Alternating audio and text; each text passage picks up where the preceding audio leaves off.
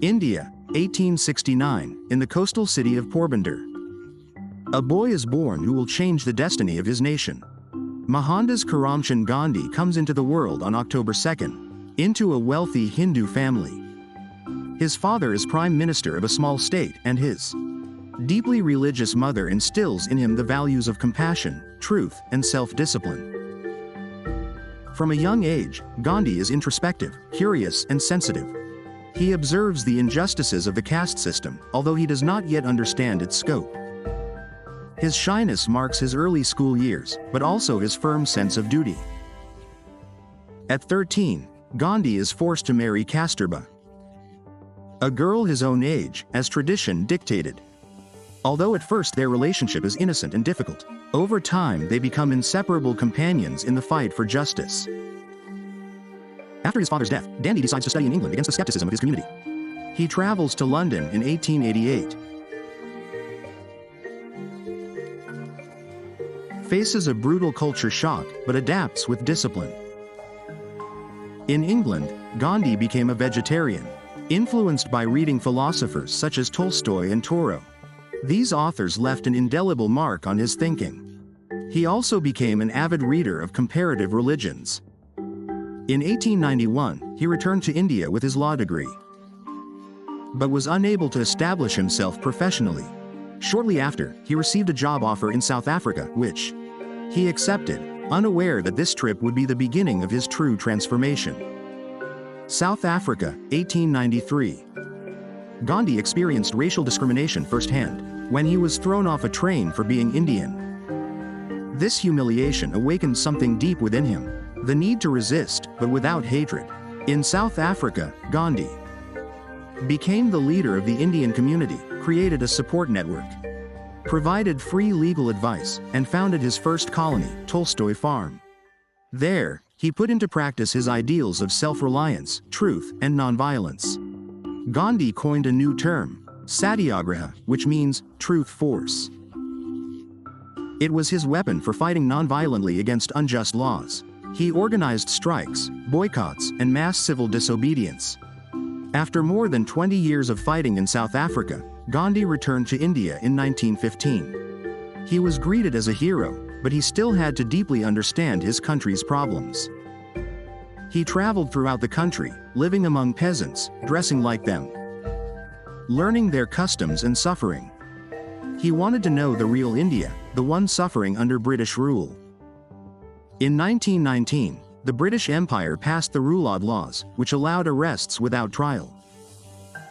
Gandhi called a general strike. The government responded with violence and repression. The Hanrichard Massacre, where British soldiers killed hundreds of unarmed civilians, marked a turning point. Gandhi declared that India could no longer remain under colonial rule. The non-cooperation movement began. Gandhi called on Indians to boycott British products, renounce their titles, and leave public jobs. His weapon was mass civil disobedience. Gandhi became the face of Indian nationalism, but he also faced criticism. Some accused him of being idealistic, others of giving in too much. Still, his influence grew. In 1922, he was arrested for sedition. He spent 2 years in prison. He reflected and wrote. Upon his release, he continued to promote self-sufficiency, spinning his own clothes as a symbol of independence. Gandhi didn't just fight the British. He also fought the caste system and the treatment of the untouchables, whom he called arahant, children of God. His struggle was also moral and spiritual. The Salt March of 1930 is one of his most iconic actions. He traveled more than 300 kilometers to the sea to produce salt, challenging the British monopoly. Thousands followed him. The image of a skinny old man walking barefoot along the Indian coast inspires the entire world. Salt becomes a symbol of freedom. The British arrest thousands, including Gandhi, but the movement does not stop. Each arrest increases popular fervor, and the empire begins to falter. During World War II, Gandhi launches the Quit India movement, demanding the immediate withdrawal of the British. He is imprisoned again, along with other leaders of the Indian National Congress. In prison, his health deteriorates, his wife Kasturba dies at his side in prison. Gandhi, weakened but steadfast, continues to fast as a form of protest. After the war, the British Empire is exhausted. In 1947, India's independence is declared. Gandhi has achieved the unthinkable, liberating a nation without using violence. But the joy is overshadowed by the partition of the country. India and Pakistan are born amid religious tensions, mass displacements, and massacres between Hindus and Muslims. Gandhi was devastated, fasted to stop the violence, and traveled from town to town, preaching peace and reconciliation. His figure was now almost sacred, but also polarizing. On January 30, 1948, Gandhi walked to his evening prayer in New Delhi.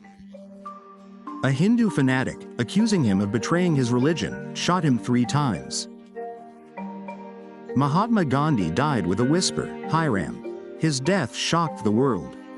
Leaders from all over the planet expressed their respect for the man who defeated the empire without raising a weapon. More than a politician, Gandhi was a symbol. He inspired Martin Luther King, Nelson Mandela, and millions of people who understood that power can come from the soul, not from hate. His ideas live on in peaceful movements.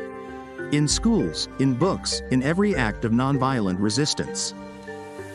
Gandhi demonstrated that the steadfastness of a just heart can move mountains.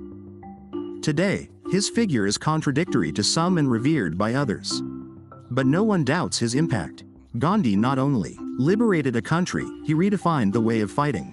His image, wrapped in a simple white cloth, is still present on Indian banknotes. A silent reminder of the power of humility.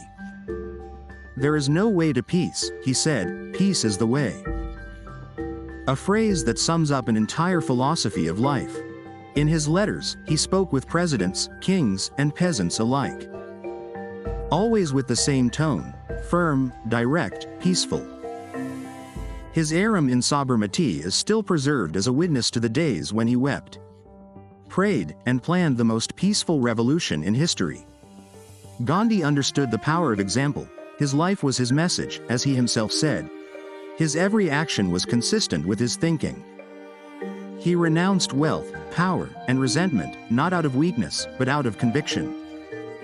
His strength lay in his renunciation. History remembers him as Mahatma, the soul.